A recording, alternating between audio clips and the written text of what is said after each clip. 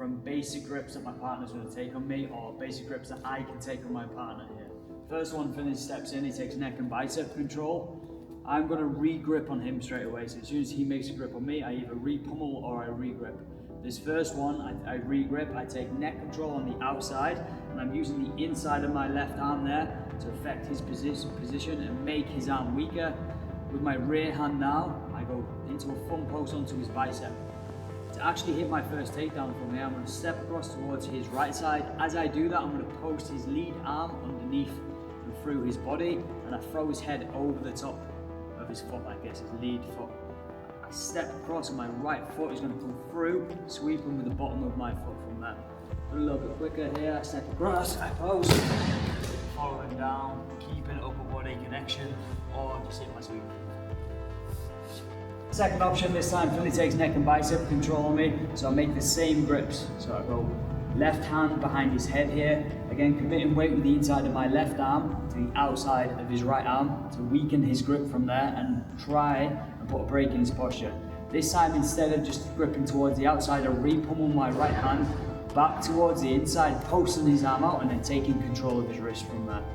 Now I'm stepping towards the outside here, so my right foot's going to move past his left foot. And as I do that, I try and commit as much of his weight over his right side as possible. I'm going to catch his foot, this time with the bottom of my left foot, and bring him all the way through from there. So next one, Philly works in and he looks for his rear hand underhook from there, right? He gets control. If he did take control with his left arm, my priority is going to be to clear this left arm straight away. So again, I pop it away and keep wrist control. This time I'm stepping towards the outside. And when I step towards the outside, I want to make sure that there's still a bit of space in between our hips. I don't want to step towards the outside and like this, because then he's going to get loads of control.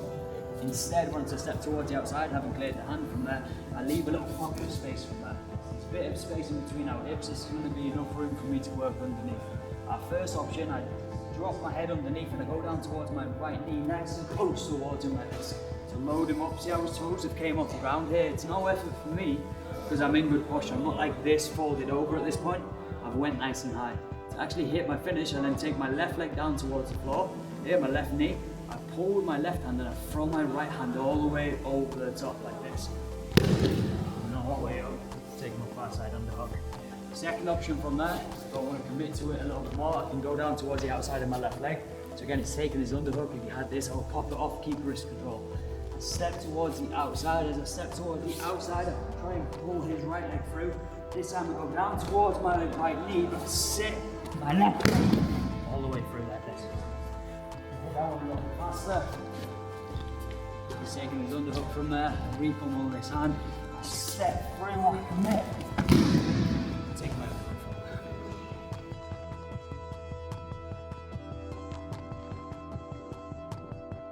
This time Finley reaches with his lead hand and gets control of my head from there. So I re-pummel my right hand here back towards the inside, make a connection with his forearm from there. As I go to move his hand off my head, I drop my weight here, pushes his hand towards the outside, immediately taking control of his wrist. Now I want to re-pummel. As I re-pummel, I don't want to re-pummel and try and move towards him at this point. I re-pummel and try and break his posture down a little bit from there. My left hand goes through, get connected to the tricep, and I step my left leg all the way through in between his legs, right? I want to get my left foot behind his left foot. If I don't get it there, it's not going to work.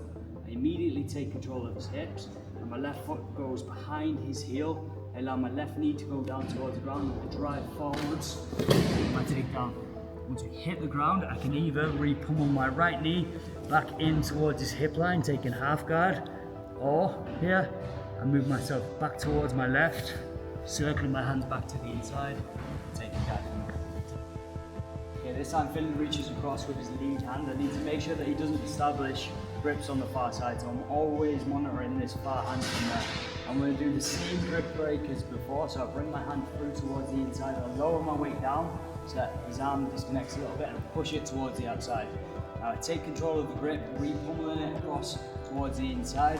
I take the same grip as before, I go high tricep grip from there, trying to commit his weight towards me. Now notice how I'm lower than Finley. I step my right leg behind him like this, and pull it up straight away. Turn my left foot in. I'm trying to create a little seat for him to sit on, so I don't want to be higher than his hips from there because it's going to make it really difficult for me to take him down. So I'm going to lower than his hips from there, I snatch his body up, my hand is towards the ceiling. That just means that my elbow is in nice and tight rather than like this where it's turned out. Grip. One more step in, turn the knee in, hold my right elbow, low, and through the zip, and my left elbow goes nice and high, in the chest, and turn my head down from there. Alright, as you start to go down towards the ground now, open your hands, bring either your left knee across to staple that bottom leg. This is MMA, control here, and look to hit, stopping him getting his knee shield, or if I'm looking for points in jiu-jitsu or control, I can circle around, either bringing him back down towards his back or forcing back exposure.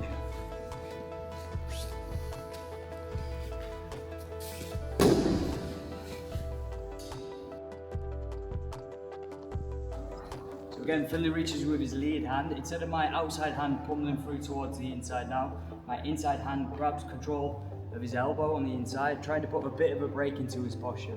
Now I turn my right shoulder through, and at the same time my outside hand is going to reach nice and high in towards his shoulder and reaching for his biceps. I hit through and I match his shoulder line with my shoulder line.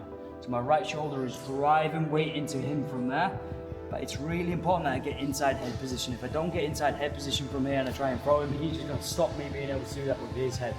So as soon as I bring him through, I match his head position from there. I throw my right leg through in between his legs. Look, I don't do this and keep my toes pointing across his toes like this. As I bring my leg through, I turn my toes forwards. I kick him back, trying to get him here to commit his weight down towards the ground.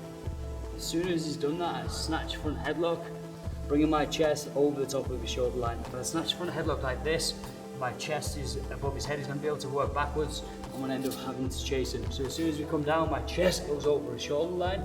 I can start attacking front headlock. I could start looking to go into cradle from here, or I can shake him and bring him down towards the ground as well. Do that one. Again, he reaches in, inside hand comes through, I throw through, grabbing control of his shoulder, getting inside head position. I turn my leg and hit from there, turning with my shoulder line, reaching for my front headlock, and bringing him down towards the ground.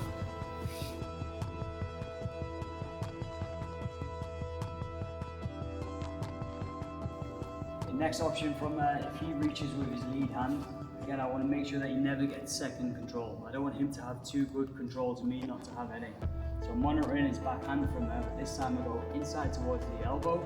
There, throw all the way through. How I like turn my head down towards the ground as well. I don't just throw through like this and stay upright.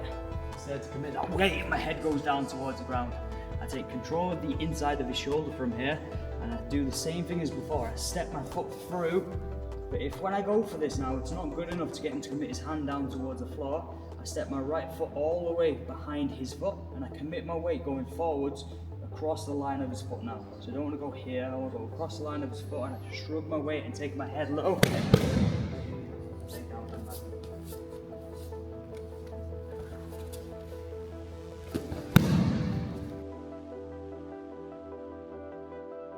So there's some great options for some nice quick takedowns. Have you ever hit any of those takedowns in a fight or in competition? If you have, let us know in the comments below, and let us know which takedowns you want us to demonstrate as well.